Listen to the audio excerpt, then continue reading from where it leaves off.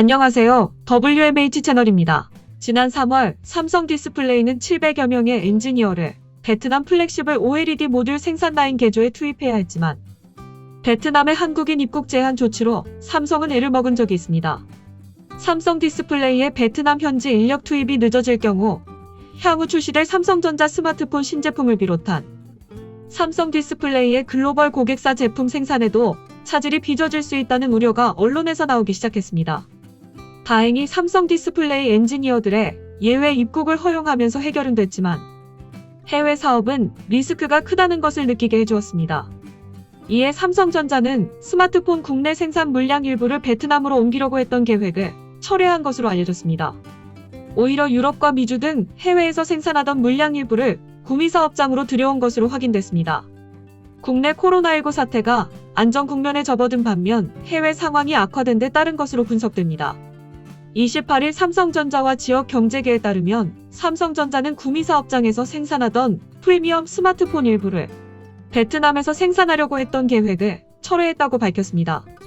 삼성전자 고위 관계자도 코로나19 사태가 유동적으로 변할 수 있어 조심스럽지만 현재로선 베트남 이전 계획은 없다. 많지는 않지만 유럽과 미주에서 생산하던 물량 일부도 구미로 가져왔다고 28일 영남일보와의 인터뷰에서 말했습니다.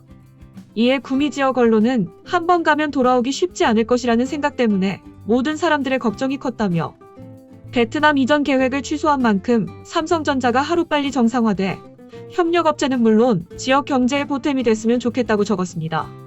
삼성이 국내 생산 물량 일부를 베트남으로 옮기려고 했던 계획을 철회한 것이 베트남에 집중되어 있는 생산 기지를 분산하기 위한 장기적인 계획인지 아니면 코로나 사태로 인한 일시적인 계획인지는 알 수 없지만 베트남에 대한 삼성의 투자는 더 이상 예전 같지 않을 것이라는 보도는 많이 나오고 있습니다.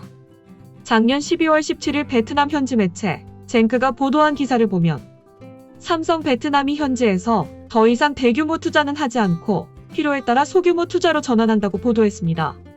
삼성 베트남 관계자는 현지 매체를 통해 삼성 베트남은 지난 10년 동안 휴대폰을 비롯해 가전제품 제조, 공장의 모듈, 스크린 및 배터리와 같은 핵심 구성 요소 분야에 집중해왔다며 베트남 정부에 등록된 총 투자 자본은 173억 달러로 우리는 이 자본의 94%를 소진했다고 설명했습니다. 이어 가까운 장래의 삼성 베트남의 목표는 운영에 집중하는 것이다. 우리는 대규모 투자는 하지 않고 소규모 투자를 할 것이다며 삼성 베트남은 방宁공장에 5G 네트워크 장비 생산 라인을 구축하고 휴대폰에서 중요한 구성 요소인 렌즈를 생산하기 위해 1억 2천만 달러를 추가로 투자하기로 등록했다고 덧붙였습니다. 작년 삼성이 중국에서 철수를 결정하자 베트남 현지에서는 중국 공장 폐쇄로 삼성은 베트남에 무엇을 투자할 것인가라는 질문에 대한 삼성의 대답이 가장 큰 관심사였습니다. 특히 지난달 대한민국 부산에서 개최된 한아세안 정상회담에 참석한 응우엔 수원副총리가 삼성 이재용 부회장과 만나 반도체 공장을 베트남에 설립하면 인센티브를 제공하겠다며 적극적인 투자를 당부한 발언이 알려지면서 기대는 더욱 커졌습니다. 하지만 삼성 이재용 부회장은 이날 즉답 대신 오는 2022년부터 하노이에서 운영될 것으로 예상되는 연구개발센터 프로젝트와 관련해 현재 엔지니어 3,000명을 채용할 계획을 밝히며副총리와 베트남 정부가 이 프로젝트가 효과적으로 운영될 수 있도록 지원해줄 것을 요청했습니다.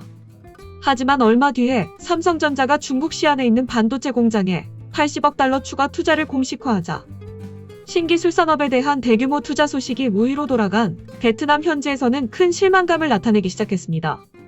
미래의 먹거리인 하이테크 산업 육성이 시급한 베트남 정부 입장에서는 무엇보다 신기술이 많이 적용되는 산업 기반이 필요한 시점이며 현재 베트남 정부는 베트남의 삼성으로 불리는 빈그룹의 자회사인 빈스마트를 통해 휴대폰을 비롯한 전기전자제품을 생산하며 자동차 산업은 빈테스트를 통해 자국의 제조 산업을 키우고 있습니다.